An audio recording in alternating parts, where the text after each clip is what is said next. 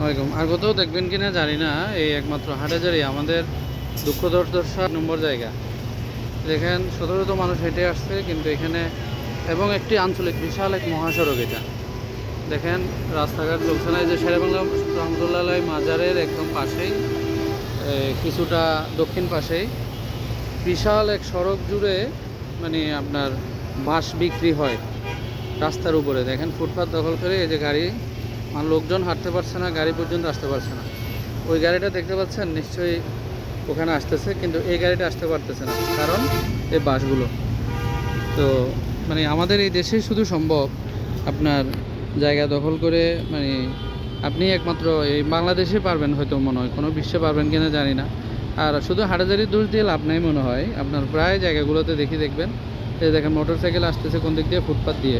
এটার অন্যতম কারণ হলো তিনি যানজটে পড়ছেন। সবচেয়ে বড় আমি এখন যে বিষয়টা বোঝাতে চাচ্ছি, দেখেন এখানে নিয়মিত এই যে কবরস্থান পাশে এই পাশে, আর এখানে আজিমপাড়া রোডের মাথায় অপোজিটে পশ্চিম পাশে শত শত মানুষ হেঁটে আসছে, কিন্তু দেখেন এই জায়গাটার মধ্যে নিয়মিত কোন বাস বিক্রি কর্নেওয়ালা যেন নিয়মিত বাস বিক্রি করে একদম রোডের উপরে। তো যাক, বিশ্বে একমাত্র বিরল একটি দেশ যেখানে আপনি রাস্তা দখল করে নিয়মিত দোকান, রাস্তা দখল করে ফুটপাত দখল করে আমার দোকান থাকবে, তারপরে মানে ব্যবসা করবে, লাখ লাখ টাকা খরচ করে আপনার নেওয়ার আর কোনো প্রয়োজন নাই, এই দোকান নেওয়ার আর কোনো প্রয়োজন নেই, কারণ আপনি রাস্তার উপরেই ব্যবসা করে যাবেন দিব্যি। মানে কেউ আপনাকে কিছু করবে না, শুধু চাঁদা মাদা দিলে হবে।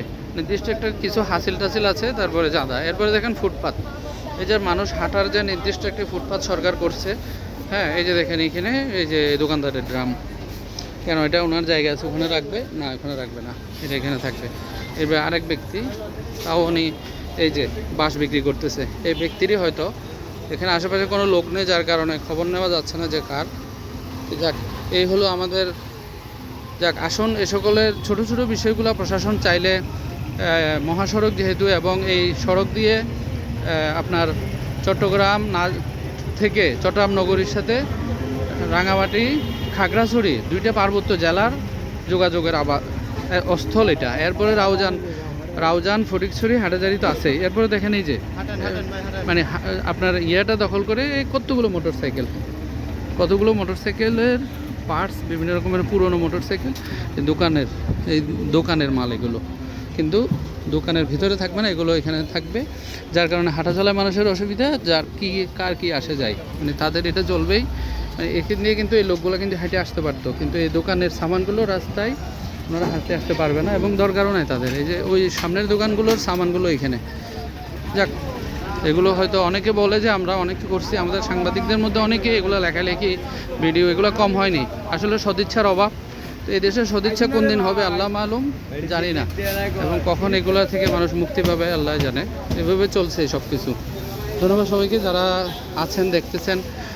এই যে দেখেন শত শত মানুষ আজকে, এই কিছু মানুষের সুবিধার জন্য শত শত মানুষ আজকে ভোগান্তিতে লাইনে দাঁড়িয়ে আছে, হ্যাঁ, গাড়ি নিয়ে। এই যে দেখেন এই যে ফুটপাত, এই ফুটপাতটা দখল, আল্লামা গাজী শেরেবাংলা রহমতুল্লাহ আলাই মাজারের অপোজিট একদম ফুটপাত দখল করে ওনার এই ব্যবসা, ভাঙার এই দোকানের সম্পূর্ণ মালগুলো ফুটপাতে।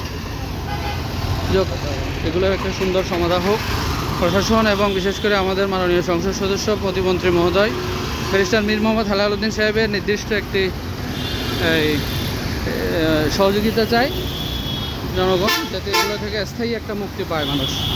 ধন্যবাদ সবাইকে যুক্ত থাকার জন্য। কমেন্ট করুন এবং অন্যকে শেয়ার করে একটু জানিয়ে দিন।